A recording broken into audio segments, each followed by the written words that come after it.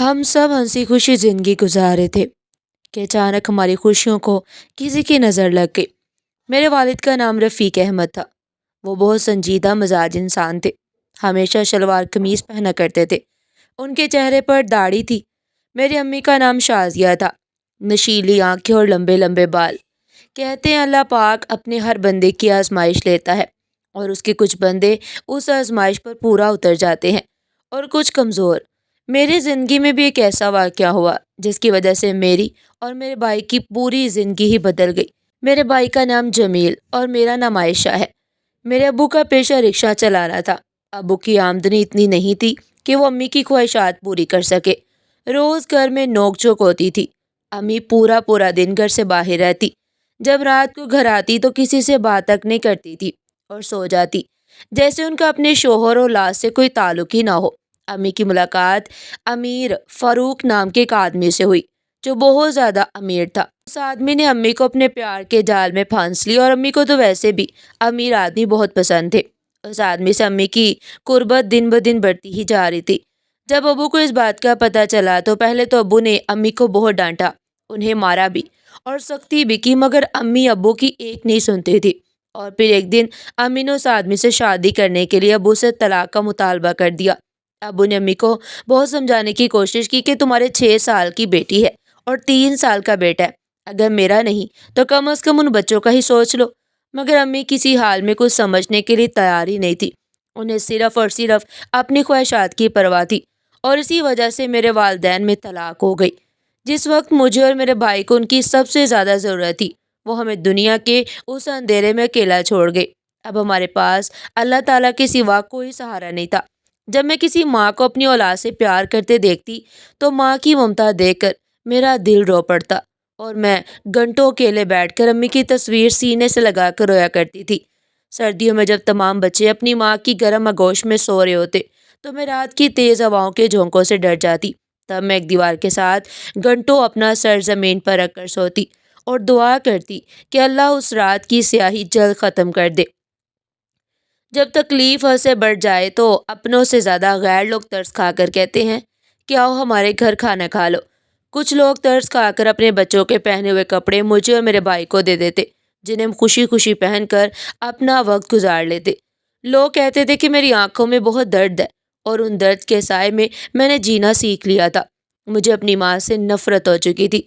उसने कभी ये जानने की कोशिश तक नहीं की थी कि उसकी औलाद किस हाल में है, वो किस तरह रह रहे हैं, कहाँ से खा रहे हैं, क्या कर रहे हैं। वो कभी हमसे मिलने नहीं आई। वो औरत माँ कहलाने के लायक ही नहीं थी। अपनी माँ से धोखा खाने के बाद मुझे किसी रिश्ते पर भी एतबार नहीं रहा। मेरे अब्बू ने हमें पाल पोस कर बड़ा किया, हमारे लिए मेहनत मजदूरी करते रहे ताकि 2 वक्त की रोटी मुयस्सर हो सके। मैं और मेरे भाई परेशानियों की वजह से तालीम हासिल न कर सके। कुछ वक्त बाद मेरे अब्बू ने दूसरी शादी कर ली। उस औरत का नाम सबाहत था। वो निचले तबके से ताल्लुक़ रखती थी और तलाक याफ्ता थी। वो अबू को हर वक्त बन सवर कर खुश रखने की कोशिश करती। वक्त तेज़ी से गुजरता गया और देखते ही देखते ज़िंदगी के 9 साल गुजर गए।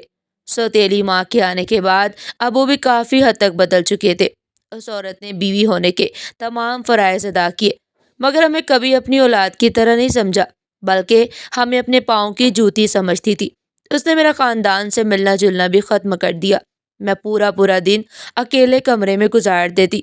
उस औरत का रवैया हम दोनों बहन भाइयों के साथ बिल्कुल भी अच्छा नहीं था। वो मुझसे पूरे घर का काम करवाती, झाड़ू पोंछा, बर्तन धोना, खाना पकाना सब कुछ मुझसे करवाती और मेरे भाई को नौकरी पर लगा दिया, जहाँ गलत सोहबत की वजह से वो सिगरेट नोशी का आदी बन गया और आहिस्ता आहिस्ता नशों की तरफ चला गया। उस औरत ने मुझे तालीम हासिल करने तक नहीं दी और ना ही मुझे अच्छे बुरे की तमीज़ सिखाई। उस औरत के घर वाले अक्सर आया करते थे। उसका भाई अच्छे किरदार का इंसान नहीं था। वो मुझे गलत नज़रों से देखता, कभी किसी बहाने से मेरा हाथ पकड़ लेता और कभी किसी बहाने मेरे पास आकर बैठ जाता। जब मैंने उसकी शिकायत अपनी सौतेली माँ से की तो उसने उल्टा मुझे ही डांटा, धमकाया और घर वालों की नज़र में मुझे ही गलत साबित कर दिया, ताकि मुझ पर कोई यकीन न करे, कोई मेरा एतबार न करे। मेरे अब्बू ने भी मुझे बहुत मारा पीटा और ताने दिए कि तुम्हारी माँ भी ऐसी थी और तुम भी उसी की बेटी हो, उसी के नक्शे कदम पर चलोगी। मैं उस औरत के जुल्म का शिकार बन चुकी थी। उसने मेरी नासमझी और मासूमियत का फ़ायदा उठाया اور جس عمر میں بچے پڑھتے ہیں کھیلتے ہیں اس عمر میں میرے ذہن میں عشق و محبت جیسی باتیں بڑھ دی۔ سوتیلی ماں سے جان چھڑانے کے لیے اس نے ابو سے کہہ کر میرا رشتہ روحان نامی 25 سالے لڑکے سے طے کر دیا۔ وہ گندمی رنگ کا تھا، غریب طبقے سے تعلق رکھتا تھا اور رکشہ چلاتا تھا۔ رشتہ طے ہونے کے بعد وقت تیزی سے گزرتا گیا۔ اب میری عمر 17-18 سال ہو چکی تھی اور شادی کی تیاریاں ہو رہی تھی۔ ایک دن میں اور میرا بھائی شادی کا سامان لینے بازار گئے۔ واپسی پر ایک عورت سڑک پر بھیک مانگ رہی تھی۔ اس کی آواز کانوں میں پڑی تو ہم دونوں نے پلٹ کر دیکھا۔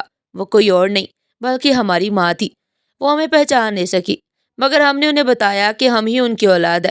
جب ہم نے ان سے پوچھا کہ آپ کی حالت کس نے کی تو وہ زور زور سے رونے لگی اور کہنے لگی کہ تم جاؤ، مجھ جیسی عورتوں کا انجام یہی ہوتا ہے۔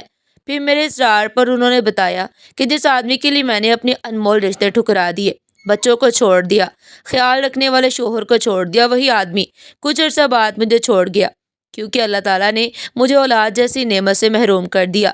وہ اپنے دوسرے شوہر کے بچے کی ماں بننے والی تھی مگر ایک دن ریسٹورنٹ سے نکلتے وقت ان کا پاؤں پھسل گیا اور وہ گر گئی، جس سے بچہ ضائع ہو گیا اور وہ دوبارہ ماں نہ بن سکی۔ جیسے انہوں نے ہمارے ابو کو چھوڑا تھا ویسے ان کے دوسرے شوہر نے انہیں طلاق دے کر کسی اور لڑکی سے شادی کر لی۔ ان کا کوئی سہارا نہیں رہا اور کوئی انہیں اپنانے کو تیار نہ ہوا۔ تب سے وہ بھیک مانگ کر گزارا کر رہی تھی اور سڑک پر ہی سوتی تھی۔ امی بہت رو رہی تھی اور ہم دونوں سے بار بار معافی مانگ رہی تھی۔ ہم نے انہیں معاف کر دیا اور گھر لے آئے۔ جب ابو نے انہیں دیکھا تو پہلے تو بہت ناراض ہوئے مگر جب ساری حقیقت معلوم ہوئی تو ان کا دل بھی پسیج کیا۔ وہ میری شادی میں شریک ہوئی۔ اللہ تعالیٰ نے میرے صبر کے صلے میں مجھے بہت اچھا شوہر عطا کیا جو میرا بہت زیادہ خیال رکھتا ہے۔ شادی کے بعد مجھے سوتیلی ماں کے ظلم سے بھی نجات مل گئی۔ میرے کہنے پر میرے شوہر نے میری ماں کو بھی اپنے گھر میں جگہ دی۔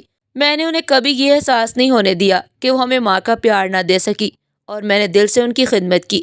میں اللہ تعالیٰ کی بے حد شکر گزار ہوں کہ اس نے مجھے نئی زندگی میں سکون، محبت، پیار اور وہ سب کچھ عطا کیا جس کی مجھے برسوں سے تمنا تھی۔ ناظرین، آپ نے اس کہانی سے کیا سبق سیکھا؟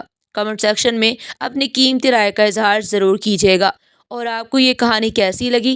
اگر تو کہانی پسند آئی ہو تو ویڈیو کو لائک کریں، چینل پر نئے ہیں تو چینل کو جلدی سے سبسکرائب کر لیں اور پھر ملتے ہیں ایک نئی دلچسپ اور سبق آموز کہانی کے ساتھ۔ تب تک کے لیے اپنا اور اپنے پیاروں کا بہت سارا خیال رکھیے گا۔ اللہ حافظ۔